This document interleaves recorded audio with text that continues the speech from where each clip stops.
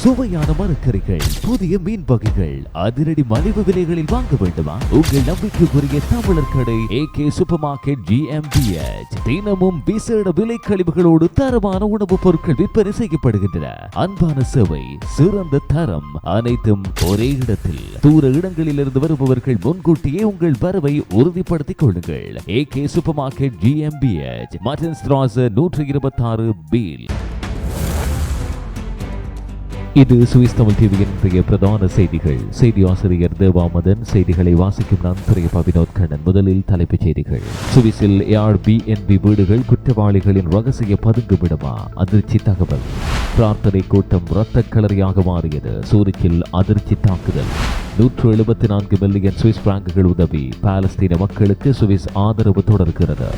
கொக்கையின் பயன்பாட்டில் ஜெனிவா அதிர்ச்சி முதலிடம். ஐரோப்பாவின் டாப் 10 நகரங்களில் சுவிஸ் நகரங்கள். 16 ஓட்டுநர்கள் சிக்கினர். சட்டவிரோத மாற்றங்கள் செய்த 2 வாகனங்கள் பறிமுதல். நேஃபெல்ஸில் அதிரடி நடவடிக்கை. போதைப் பொருள் வியாபாரி என சந்தேகிக்கப்படும் நபர் காவலில். 15 வயதில் கொலை முயற்சி. தீவிரவாத சாயல் குற்றச்சாட்டில் பரபரப்பு வழக்கு. தொடர்பான விரிவான செய்திகள். ஒரு மாதிரியா புது வீடு கட்டியாச்சு. இனி இதுக்கு சோஃபா, கதிரை, கட்டில் என எல்லாம் வாங்கணும். கையில வேற காசு இல்ல. கையில காசு இல்லன்னு கவலைப்படாதீங்க. முற்பணம் இல்லாமல் உங்களுக்கு பிடிச்ச தளபாடங்களை மாடர்ன் மொபைல் ஷோரூம்ல பெற்றுக்கொள்ள இப்பவே அழையுங்கள். Modern mobile GmbH. கட்டணம் இல்லாமலேயே உங்கள் கனவு இல்லத்தை அழகாக்குங்கள்.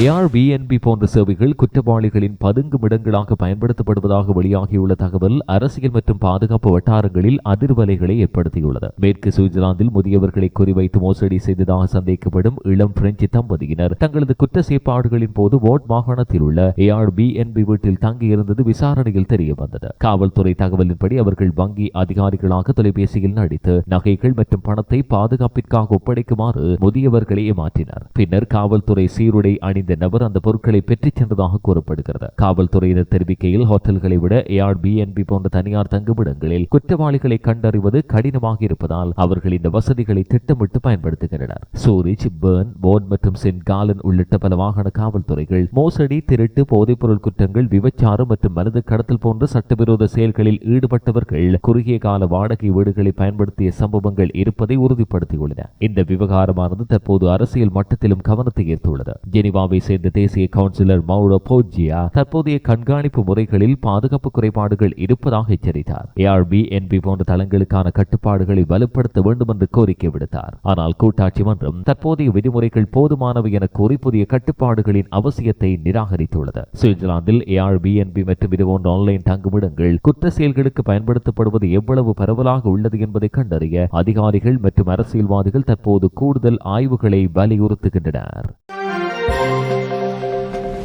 சுவிட்சர்லாந்தின் சூரிச் மாகாணத்தில் உள்ள வால்ட் பகுதியில் கடந்த ஆண்டு தேவாலயத்தில் இடம்பெற்ற துப்பாக்கிச்சூட்டு சம்பவம் தொடர்பான வழக்கு இன்று நீதிமன்றில் விசாரணைக்கு வருகிறது. 2024 ஆண்டு அக்டோபர் 13ஆம் தேதி வால்ட் சீர்திருத்த திருச்சபையில் ஞாயிற்றுக்கிழமை ஆராதனை இடம்பெற்ற வேளை 42 வயதுடைய நபர் ஒருவர் தனது 85 வயது வளர்ப்பு தாயின் அருகில் அமர்ந்து அவரோடு கடுமையாக வாக்குவாதத்தில் ஈடுபட்டுள்ளார். இந்த நடத்தையை கவனித்த தேவாலய பொறுப்பாளர் அவரை எச்சரித்து வெளியேறுமாறு கூறினார். பின்னர் வளர்ப்பு தாய் தேவாலயத்தை விட்டு வெளியேற முயன்ற வேளை குற்றம் சாட்டப்பட்ட அவரது வழியை மறைத்துள்ளார். மீண்டும் தலையிட்ட தேவாலய பொறுப்பாளர் காவல்துறையை அழைக்க முயன்ற வேளையில் சந்தேக நபர் திடீரென துப்பாக்கியை எடுத்து சுடத் தொடங்கினார். முதல் குண்டு தரையில் பட்டது. இரண்டாவது குண்டு தேவாலய பொறுப்பாளரை தவறவிட்டு அருகில் இருந்த வாகனத்தின் கண்ணாடியில் பாய்ந்தது. அதன் பின் வயதான பெண்ணை பாதுகாப்பான இடத்துக்கு அழைத்து செல்ல முயன்ற தேவாலய பொறுப்பாளரை நோக்கி 3வது முறை சுடப்பட்டதில் குண்டு அவரது தொடையில் பாய்ந்தது. இந்த சம்பவத்தில் தனது வளர்ப்பு தாயின் உயிருக்கு தேவாலய பொறுப்பாளரின் உயிருக்கு ஆபத்து ஏற்படக்கூடும் என்பதை அறிந்தே அவர் செயற்பட்டுள்ளார். கொலை முயற்சி மற்றும் சொத்து சேதம் உள்ளிட்ட குற்றச்சாட்டுகளின் கீழ் 6 ஆண்டுகள் சிறை தண்டனையும் 7 ஆண்டுகள் சுவிட்சர்லாந்திலிருந்து வெளியேற்றப்படுவதும் கோரப்பட்டுள்ளது. தற்போது விண்டத்தூர் சிறையில் உள்ள குற்றம் சாட்டப்பட்டவரின் வழக்கில் நீதிமன்றம் எப்போது இறுதி தீர்ப்பை வழங்கும் என்பது இன்னும் அறிவிக்கப்படவில்லை. காசா பகுதியில் நிலவி வரும் மனிதாபிமான நெருக்கடி குறித்து சுவிட்சர்லாந்து உள்ளிட்ட 20 நாடுகள் இணைந்து முக்கிய கூட்டறிக்கை ஒன்றை வெளியிட்டன. கூட்டாட்சி வெளியுறவுத்துறையின் தகவலின்படி காசாவில் அடிப்படை சேவைகளுக்கான அணுகல் கடுமையாக கட்டுப்படுத்தப்பட்டுள்ளதோடு அங்குள்ள மக்களின் வாழ்வாதாரம் மிகவும் மோசமான நிலையை எட்டியுள்ளது. ஐக்கிய நாடுகள் சபையின் மதிப்பீட்டின்படி காசாவில் உள்ள 36 மருத்துவமனைகளில் ஒன்று கூட முழுமையாக செயற்படவில்லை. சுமார் பாதி மருத்துவமனைகள் மாத்திரமே பகுதி அளவில் இயங்குகின்றன. மேலும் காசா பகுதியில் சுமார் 17 லட்சம் மக்கள் தங்கள் வீடுகளை விட்டு இடம்பெயர்ந்துள்ளனர். போதுமான போதுமான சுகாதார மற்றும் கழிவு அகற்றும் வசதிகள் இல்லாததால் ஆயிரக்கணக்கான குடும்பங்கள் தோல் நோய்கள் மற்றும் பிற தொற்று நோய்களால் பாதிக்கப்படுகின்றன. இந்த நிலையில் சர்வதேச அரசு சார் அமைப்புகளுக்கான புதிய பதிவு முறையை தற்போதைய வடிவில் அமல்படுத்த வேண்டாம் என்று இஸ்ரேலிய அதிகாரிகளிடம் கூட்டறிக்கை வலியுறுத்தியுள்ளது. மேலும் சர்வதேச மனிதாபிமான சட்டத்தின் கீழ் பொதுமக்களுக்கு மனிதாபிமான உதவிகள் பாதுகாப்பாகவும் விரைவாகவும் எந்த தடையுமின்றி சென்றடைவதை உறுதி செய்வது இஸ்ரேலின் பொறுப்பு என்றும் அதில் குறிப்பிடப்பட்டுள்ளது. இதற்கிடையில் 2023 நவம்பர் மாதம் முதல் பாலஸ்தீன மக்களுக்கு ஆதரவாக சுவிட்சர்லாந்து இதுவரை சுமார் 174 மில்லியன் சுவிஸ் பிராங்குகளை வழங்கியுள்ளது. இதில் பெரும்பாலான தொகை மனிதாபிமான உதவிக்காக பயன்படுத்தப்பட்டுள்ளது. காசாவில் அதிகரித்து வரும் மனிதாபிமான நெருக்கடி குறித்து சர்வதேச சமூகம் தொடர்ந்து கவலை வெளியிட்டு வரும் நிலையில் இந்த கூட்டறிக்கை முக்கிய கவனத்தை ஈர்த்துள்ளது. சுவிட்சர்லாந்தில் கொக்கைன் பயன்பாடு தொடர்ந்து அதிகரிப்பதாக புதிய ஆய்வு ஒன்று அதிர்ச்சி தகவலை வெளியிட்டது. எடிசன் சுவிட்சர்லாந்து வெளியிட்டுள்ள அறிக்கையின்படி கடந்த 10 ஆண்டுகளில் கொக்கைன் பயன்பாடு கணிசமாக உயர்ந்தது. கழிவுநீர் பகுப்பாய்வு மூலம் மேற்கொள்ளப்பட்ட ஆய்வுகள் இந்த போக்கை உறுதிப்படுத்தின. குறிப்பாக ஜெனிவா மற்றும் சூரிச் நகரங்கள் தற்போது ஐரோப்பாவில் கொக்கைன் பயன்பாடு அதிகமாக உள்ள 10 நகரங்களின் பட்டியலில் இடம்பெற்றுள்ளன. நிபுணர்களின் கூற்றின்படி கொக்கைன் முன்பை விட மிகவும் எளிதாக கிடைக்கிறது. அதேவேளை அதன் தூய்மை தன்மையும் அதிகரித்துள்ளதோடு விலையும் பெரிதாக உயராததால் பயன்பாடு வேகமாக பரவி வருகிறது. இதன் கொக்கைன் தொடர்பான உடல்நல பிரச்சனைகளுக்காக மருத்துவமனைகளில் அனுமதிக்கப்படுவோர் எண்ணிக்கையும் போதைப் பழக்க சிகிச்சை பெறுவோர் எண்ணிக்கையும் உயர்கிறது. சுவிட்சர்லாந்தில் போதைப் பொருள் பயன்பாட்டின் வளர்ச்சி குறித்து இந்த புதிய ஆய்வு சமூக மற்றும் சுகாதார வட்டாரங்களில் கவலைகளை ஏற்படுத்தியுள்ளது. சுவிட்சர்லாந்தின் பேர்ன் மாகாணத்தில் தேவையற்ற இரைச்சலை ஏற்படுத்தும் வாகனங்களை குறிவைத்து காவல்துறையினர் மேற்கொண்ட சிறப்பு சோதனையில் பல விதி மீறல்கள் கண்டுபிடிக்கப்பட்டன. பேர்ன் மாகாண காவல்துறையினர் ஜூன் 6 மற்றும் 7 ஆகிய நாட்களில் மாலை மற்றும் இரவு நேரங்களில் பேர்ன் நகரம் மற்றும் அதை சுற்றியுள்ள பகுதிகளில் இலக்கு வைக்கப்பட்ட போக்குவரத்து கண்காணிப்பு நடவடிக்கைகளை மேற்கொண்டனர். சோதனைகளின் போது மொத்தம் 11 வாகனங்கள் தொழில்நுட்ப ஆய்வுக்காக சோதனை கூடத்துக்கு அனுப்பப்பட்டன. அதில் 2 வாகனங்களில் புகைப்போக்கி அல்லது எக்ஸோஸ்ட் அமைப்புகள் சட்டவிரோதமாக மாற்றியமைக்கப்பட்டது. இதையடுத்து அந்த 2 வாகனங்களும் உடனடியாக பறிமுதல் ஆகின. மேலும் சாலை போக்குவரத்து சட்டத்தை மீறிய பல்வேறு குற்றச்சாட்டுகளின் அடிப்படையில் மொத்தம் 16 ஓட்டுநர்கள் மீது காவல்துறையினர் புகார் அளித்தனர். தேவையற்ற இரைச்சலை ஏற்படுத்துதல், வாகனங்களை விதிமுறைகளுக்கு மாறாக மாற்றியமைத்தல் மற்றும் தொழில்நுட்ப பாதுகாப்பு விதிகளை மீறுதல் போன்ற குற்றச்சாட்டுகளை பெரும்பாலும் பதிவாகின. இதேபோன்ற சோதனைகள் எதிர்காலத்திலும் தொடர்ந்து இடம்பெறும் என்றும் சட்டவிரோத மாற்றங்கள் செய்யப்பட்ட வாகனங்களுக்கு எதிராக கடுமையான நடவடிக்கைகள் எடுக்கப்படும் என்றும் பேர்ன் காவல்துறை எச்சரிக்கிறது. சுவிட்சர்லாந்தில் நன்மதிப்பை வென்ற மை நெக்ஸ்ட் லெவல் ஆர்கான் நிறுவனம் தமிழர்களுக்கு வழங்கும் சிறப்பு சலுகை. கொழும்பு 4 பம்பலப்பிட்டிய பகுதியில் உங்கள் கனவு லக்ஸரி அபார்ட்மெண்ட் இப்போதே வாங்குங்கள். Ultra modern 2 and 3 bedroom residences 40 million Ilankai ரூபாய் முதல், அதுவும் 0% இன்ட்ரெஸ்ட் வசதியுடன். Swimming pool, modern gym, EV charging, private meeting areas. Bambalapitiya Pillaiyar கோவிலுக்கு அருகாமையில் லிமிடெட் யூனிட்ஸ் மாத்திரமே. இப்போதே முன்பதிவு செய்யுங்கள். 41787242 சுவிட்சர்லாந்தின் கிளாரூஸ் மாகாணத்தில் போதைப்பொருள் கடத்தல் தொடர்பான விசாரணையின் போது அல்பேனிய நாட்டைச் சேர்ந்த 44 வயதுடைய நபர் ஒருவர் கைதானார். கிளாரூஸ் மாகாண காவல்துறையின் தகவலின்படி நீண்ட காலமாக முன்னெடுக்கப்பட்டு வந்த போதைப்பொருள் விசாரணையின் ஒரு பகுதியாக சந்தேக நபர் கடந்த மே 11ஆம் தேதி கைதானார். கைதிற்கு பின்னர் அவரது வீட்டில் நடத்தப்பட்ட சோதனையில் பல 100 கிராம் ஹெரோயின் மற்றும் கொக்கைன் போதைப் பொருட்கள் மீட்கப்பட்டன. இதனோடு போதைப்பொருள் விற்பனையோடு தொடர்புடையதாக கருதப்படும் பல 100 சுவிஸ் பிராங்குகள், ரொக்கப்பணமும் பறிமுதல் செய்யப்பட்டன. காவல்துறையினரின் ஆரம்பகட்ட விசாரணைகளின்படி கைது செய்யப்பட்ட நபர் போதைப்பொருள் விற்பனை வலையமைப்போடு தொடர்புடையவராக இருக்கலாம் என சந்தேகம் எழுந்துள்ளது. தற்போது குற்றஞ்சாட்டப்பட்ட 44 வயது நபர் காவலில் வைக்கப்பட்ட நிலையில் அவரிடமிருந்து மேலும் முக்கிய தகவல்களை பெற விசாரணைகள் தீவிரப்படுத்தப்பட்டுள்ளன. கிளாரூஸ் மாகாண காவல்துறையோடு இணைந்து மாநில அரசு வழக்கறிஞர் அலுவலகமும் இளைஞர் அரசு வழக்கறிஞர் அலுவலகமும் இந்த வழக்கை முன்னெடுத்து வருகின்றன. சுவிட்சர்லாந்தில் போதைப்பொருள் கடத்தல் மற்றும் விற்பனைக்கு எதிரான நடவடிக்கைகள் தொடர்ந்து தீவிரப்படுத்தப்பட்டு வரும் நிலையில் இந்த கைது முக்கிய முன்னேற்றமாகவும் கருதப்படுகிறது.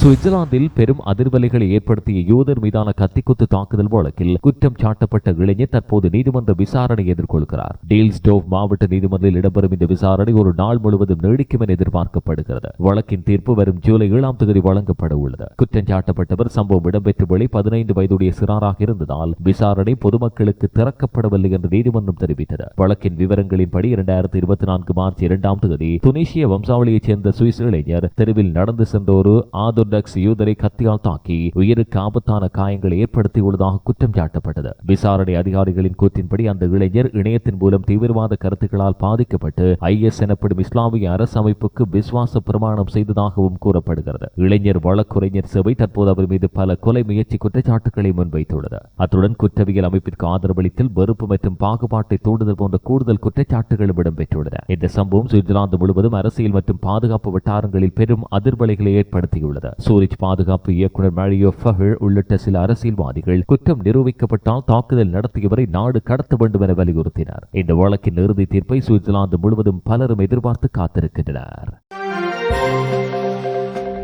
சுவிட்சர்லாந்தின் ஜெனிவா மாகாணத்தில் பெரும் பரபரப்பை ஏற்படுத்திய மூதாட்டி கொலை வழக்கில் முக்கிய முன்னேற்றம் ஏற்பட்டது. ஜெனிவாவின் லே லிக்னான் பகுதியில் வசித்து வந்த 67 வயதான பெண் ஒருவர் கொலை செய்யப்பட்ட சம்பவம் தொடர்பில் 56 வயது மதிக்கத்தக்க நபர் ஒருவரை காவல்துறையினர் கைது செய்தனர். ஜெனிவா அரசு வழக்கறிஞர் அலுவலகம் வெளியிட்ட தகவலின்படி சந்தேக நபர் மீது கொலை குற்றச்சாட்டின் கீழ் விசாரணை இடம்பெறுகிறது. மேலும் அவர் 3 மாதங்களுக்கு நீதிமன்ற காவலில் வைக்கப்பட்டுள்ளார். மே 5ஆம் தேதி பாதிக்கப்பட்ட பெண்ணின் அண்டை வீட்டுக்காரர் ஒருவர் காவல்துறையினரை தொடர்பு கொண்டார். 2 நாட்களாக அந்த பெண்ணிடமிருந்து இந்த தகவலும் கிடைக்காததோடு குடியிருப்பு பகுதியில் இருந்து கடுமையான துர்நாற்றம் வீசியதாகவும் கூறினார். இதையடுத்து சம்பவ இடத்துக்கு சென்ற காவல்துறையினர் 67 வயது பெண்ணின் உயிரற்ற உடலை அவரது குடியிருப்புக்குள் கண்டுபிடித்தனர். இந்த சம்பவம் ஜெனிவா முழுவதும் அதிர்ச்சி ஏற்படுத்திய நிலையில் காவல்துறையினர் தீவிர விசாரணைகளை முன்னெடுத்தனர். சுமார் 1 மாத கால விசாரணையின் பின் இந்த வழக்கில் தொடர்புடையதாக சந்தேகிக்கப்படும் 56 வயதான நபர் கடந்த வெள்ளியன்று கைதானார். தற்போது கொலைக்கான காரணம் என்ன, பாதிக்கப்பட்ட பெண்ணுக்கும் சந்தேக நபருக்கும் இடையே என்ன தொடர்பு இருந்தது, மேலும் வேறு யாரேனும் சம்பந்தப்பட்டுள்ளார்களா என்பது குறித்து அதிகாரிகள் தொடர்ந்து விசாரிக்கின்றனர். டிஜிட்டல் மயமாக்கலை முன்னிறுத்தி வரும் சுவிட்சர்லாந்து மத்திய அரசை அடுத்த 5 ஆண்டுகளுக்காக சுமார் 60 கோடி நகல் தாள்களை வாங்க திட்டமிட்டிருப்பது தற்போது பெரும் விவாதத்தை ஏற்படுத்தியுள்ளது. கூட்டாட்சி கட்டிடங்கள் மற்றும் தளவாடங்கள் அலுவலகம் அடுத்த 5 ஆண்டுகளுக்கான காகித விநியோக ஒப்பந்தத்திற்காக புதிய டெண்டரை வெளியிட்டுள்ளது. இந்த அளவிலான காகிதங்களை ஒன்றின் மேல் ஒன்றாக அடுக்கினால் அது உலகின் மிக உயரமான சிகரமான எவரெஸ்ட் மலையை விட 7 மடங்கு உயரம் இருக்கும் என மதிப்பிடப்படுகிறது. இதற்கிடையில் மத்திய அரசு தனது டிஜிட்டல் உத்தியில் அரசு சேவைகள் மற்றும் உள்நாட்டு நிர்வாக செயல்முறைகள் அனைத்தையும் முழுமையாக டிஜிட்டல் மயமாக்குவது இலக்காக அறிவித்துள்ளது. ஆனால் இந்த புதிய காகித கொள்முதல் திட்டம் அந்த இலக்குடன் முரண்படுவதாக பலர் கேள்வி எழுப்புகின்றனர். இதற்கு பதிலளித்த கூட்டாட்சி கட்டிடங்கள் மற்றும் தளவாடங்கள் அலுவலகம் கடந்த 20 ஆண்டுகளில் காகித பயன்பாடு கணிசமாக குறைந்துள்ளது என்கிறது. 20 ஆண்டுகளுக்கு முன்பு ஒரு அரசு ஊழியர் ஆண்டுக்கு 15,000க்கும் அதிகமான தாள்களை பயன்படுத்திய நிலையில் தற்போது அந்த எண்ணிக்கை சுமார் 3000 தாள்களாக குறைந்துள்ளதாக கூறப்படுகிறது. இருப்பினும் பசுமை கட்சியின் தேசிய கவுன்சிலர் ஹெரால்ட் ஆண்ட்ரே ஆண்டுக்கு ஒரு ஊழியருக்கு 3000 பக்கங்கள் என்பது இன்னும் அதிகமான எண்ணிக்கை என்றார். குறிப்பாக டிஜிட்டல் ஆவணங்களை அச்சிட்டு கையொப்பமிட்டு மீண்டும் ஸ்கேன் செய்யும் பழக்கம் 2026ஆம் ஆண்டில் ஏற்றுக்கொள்ள முடியாத ஒன்று என்று விமர்சித்துள்ளார். சுவிட்சர்லாந்தின் டிஜிட்டல் மாற்று பயணத்தில் காகிதமற்ற நிர்வாகம் இன்னும் எவ்வளவு தூரத்தில் உள்ளது என்ற கேள்வியை இந்த விவகாரம் மீண்டும் எழுப்பியுள்ளது.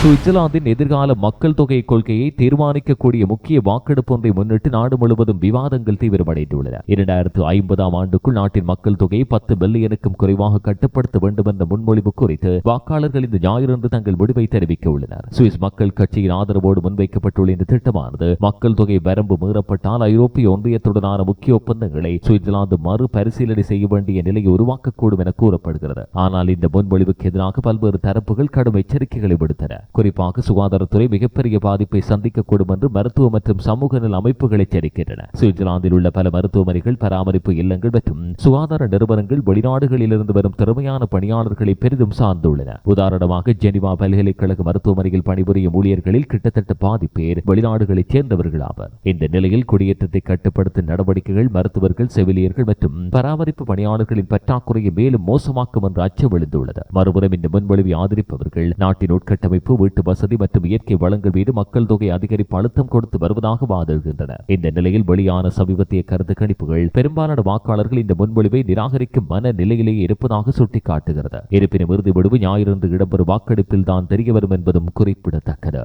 இந்த சுவிஸ் தமிழ் டிவியின் இன்றைய பிரதான செய்திகள் நிறைவுக்கு வருகின்றன. இதுபோன்ற மேலதிக செய்திகளை பார்வையிட எங்களுடைய பிரதான இணையதளமான சுவிஸ் தமிழ் மீடியா.com நாடுங்கள். வணக்கம்.